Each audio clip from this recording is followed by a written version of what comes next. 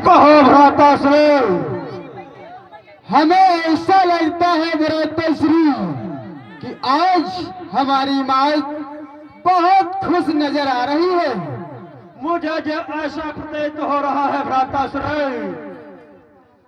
ऐसा ना करे, क्यों ना अपने माँ से पूछा जाए कि आज बहुत खुश क्यों नजर आ रही है। सच कहते हो भ्राताश्री, हम आप अपनी माताश्री से जानेंगे कि ये खुशी का कारण क्या है। माताश्री पूछो भ्राताश्री। हे माता, मुझे ये बतलाओ, आज तुम किस कारणवश खुश हो माता?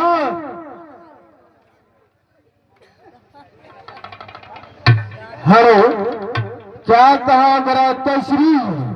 हमारी माँ कहती है कि इस जंगल की सैर करना चाहती हूँ। ठीक कहा भ्राताश्री। यदि हमारी माता का यही आदेश है तो हम शीघ्र ही इस वन में जाके सैर करते हैं भ्राताश्री। चलो भ्राताश्री, चलो।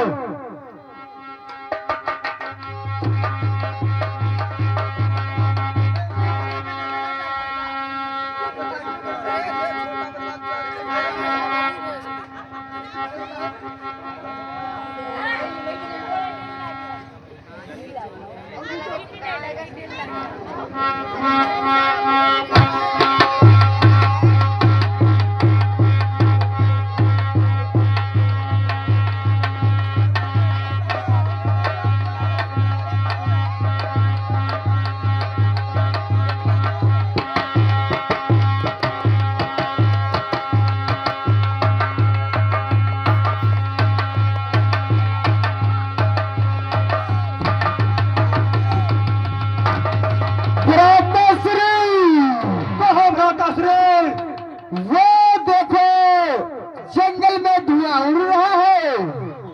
अरे भ्राताश्री, मुझे तो ऐसा प्रतीत हो रहा है कुछ ऋषि मुनि मिलकर यज्ञ कर रहे हैं भ्राताश्री। क्या कहा भ्राताश्री?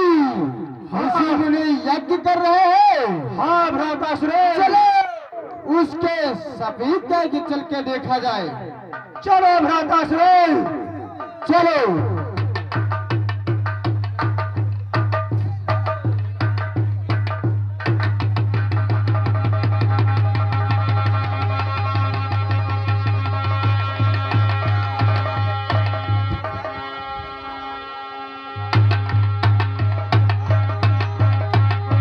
नारायण नारायण नारायण।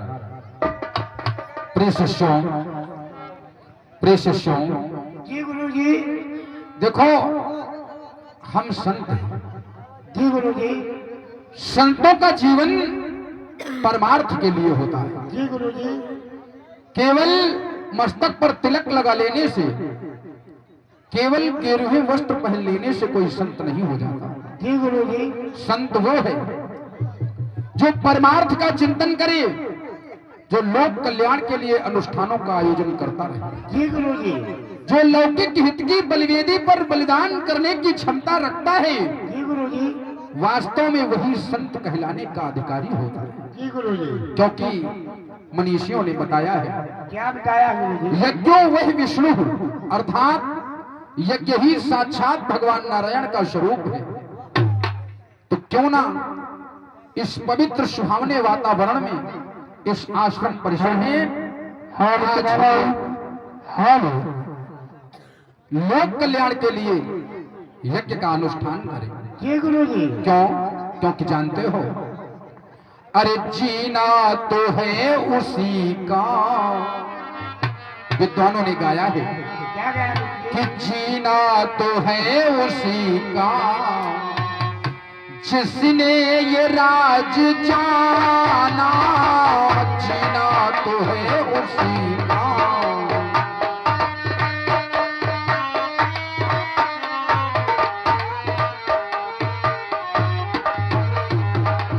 जीना तो है उसी का जिसने ये राज जाना,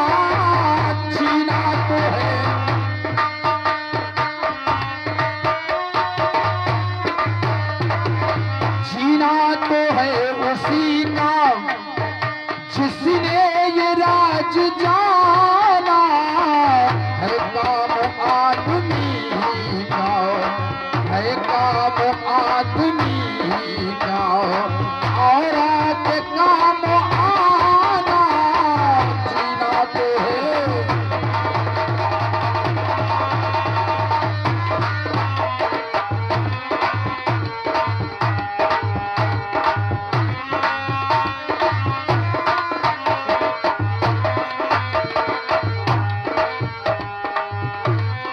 विद्वानों ने बतलाया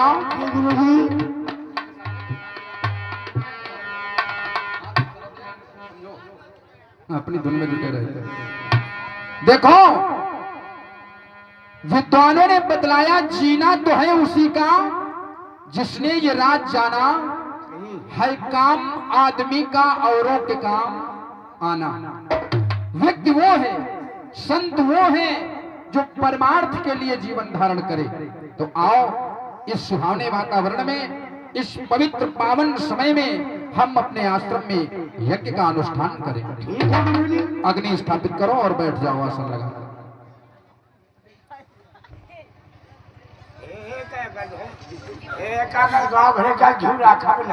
देखो ये यज्ञ साधारण प्रक्रिया नहीं है। आजकल तो यज्ञ के नाम पर लोग पाखंड करते हैं। वस्तुतः ही यज्ञ पाखंड नहीं है, कर्मकांड पाखंड नहीं है। हम लोग कर्मकांड को पाखंड बनाए बैठे हैं। जब हम अपने धर्म की, अपनी संस्कृति की, अपने कर्मकांड की वैज्ञानिक धारणा को नहीं समझते हैं और उसके प्रति निष्ठा समाप्त कर लेते हैं, तब वह कर्मकांड पाखंड का स्वरूप हो जाता है। जानते हो कि होता है सारे विश्व का, होता है सारे विश्व का कल्याण यज्ञ से, होता है सारे विश्व,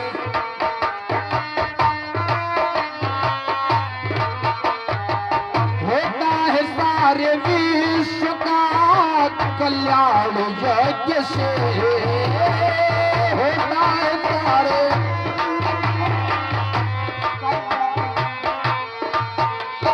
मिल जाते हैं सहज में, मिल जाते हैं सहज में भगवान यज्ञ से, होता है सारे।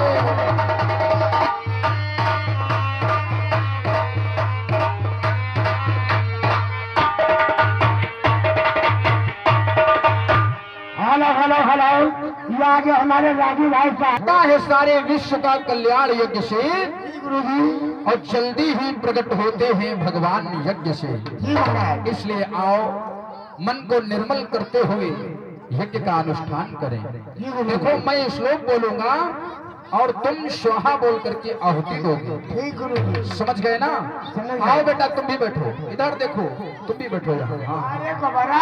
ये आधे शिष्य हमारे जो है कर्मयोगी नहीं है। यो सारे गोबरा मेरी याद नहीं छाया कि आगे पेट देखा भी है। नारायण की जय हो। देखो तुम दोनों लोग आहुति दोगे, मैं मंत्र बोलूंगा। ये आज हमारे विद्यासागर मेला कमेटी ने 1 से 1 रुपया दे रहे धन्यवाद।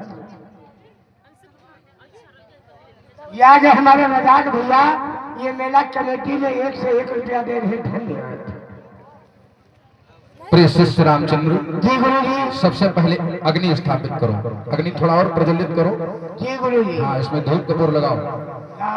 ओम चंद्रमामन जातः चक्षुः सूर्यो अजायत स्रोत्राद् वायुश्च कालश्च मुखादग्निर्जायतः।